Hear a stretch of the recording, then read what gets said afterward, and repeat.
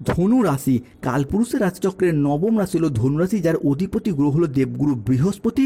ধনুরাশির ইংরেজি নাম হলো স্যাগিটেরিয়াস। এই ধনু রাশি হলো কালপুরুষের রাশিচক্রের অধীনের অগ্নিতত্ত্বের রাশি। আজকে ধনু রাশি বা স্যাগিটেরিয়াস রাশির বাংলা রাশিফলের এই আলোচনায় আমাদের আলোচ্য বিষয় হলো 20 সেপ্টেম্বর 2025 ও 21 সেপ্টেম্বর 2025 মধ্যবর্তী সময়কালের মধ্যে কালপুরুষের রাশিচক্রে শুরু হচ্ছে এক বিরল বিপরীতমুখী রাজযোগ, যার ফলস্বরূপ ধনু রাশি বা ধনু লগ্নের জাতক জাতিকাদের ভাগ্যে 9টি বড়সড় পরিবর্তন আসতে চলেছে। 20 সেপ্টেম্বর 2025 শনিবার রাত 12:17 কালপুরুষের রাশিচক্রে শুরু হচ্ছে মহালয়া অমাবস্যা তিথি, এবং এই তিথি থাকবে আগামী 21 সেপ্টেম্বর রবিবার রাত 1:24 পর্যন্ত।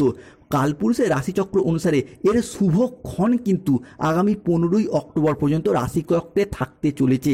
তাই জ্যোতিষশাস্ত্র মতে মহাকুম্ভের এই মহাসন্ধিক্ষণে 144 বছর পর রাশিচক্রে আসছে এক বড়সড় পরিবর্তন।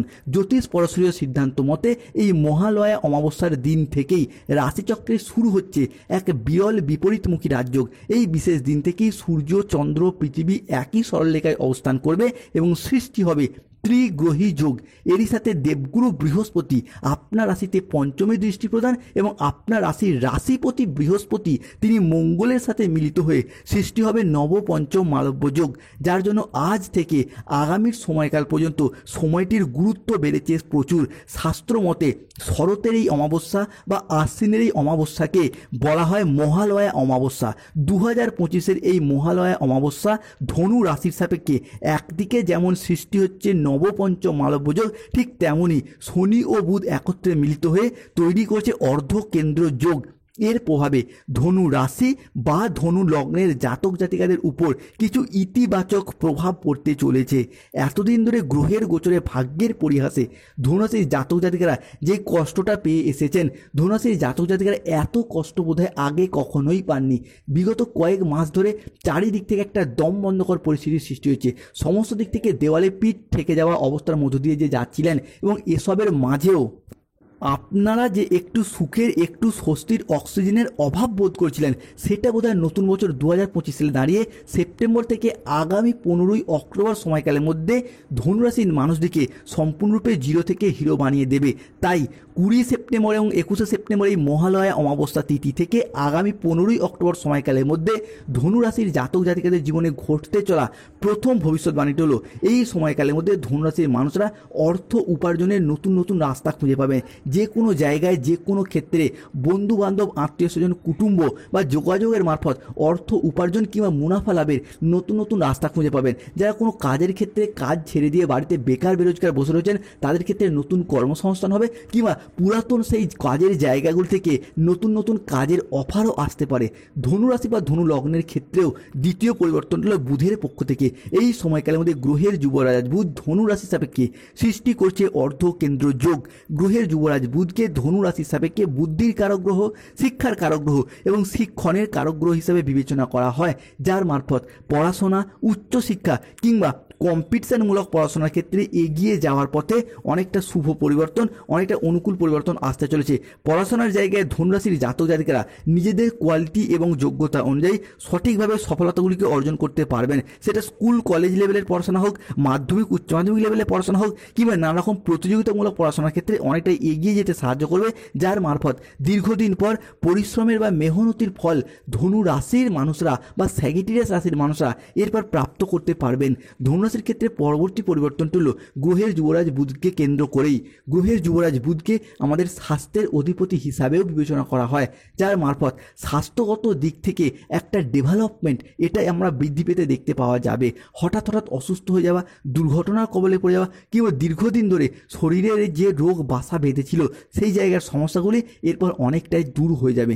এরই পাশাপাশি পিঠে ব্যথা, পেটে ব্যথা, ঘুমের সমস্যা, হজমের সমস্যা, হাড় ও দাঁতে ব্যথা কিংবা ইনফেকশন জাতীয় যে সমস্যাগুলি চলছিল সেই জায়গা থেকে এরপর সমাধান খুঁজে পাবে ধনু রাশির মানুষরা।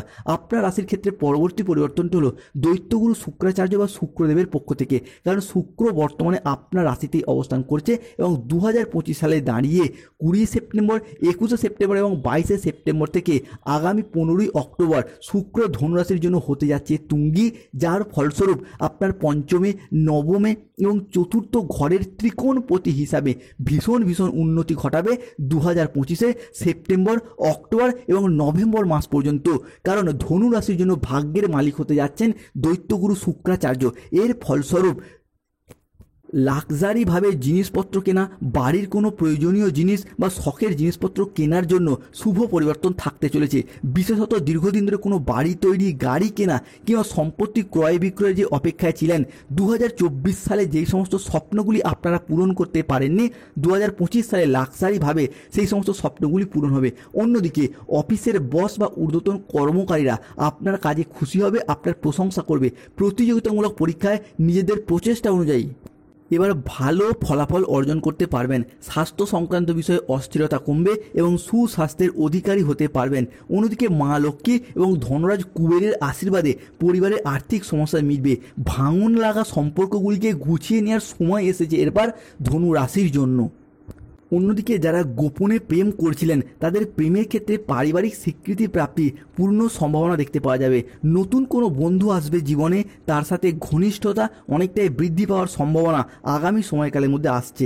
এরই পাশাপাশি চাকরির ক্ষেত্রটি এরপর শুভ আসছে।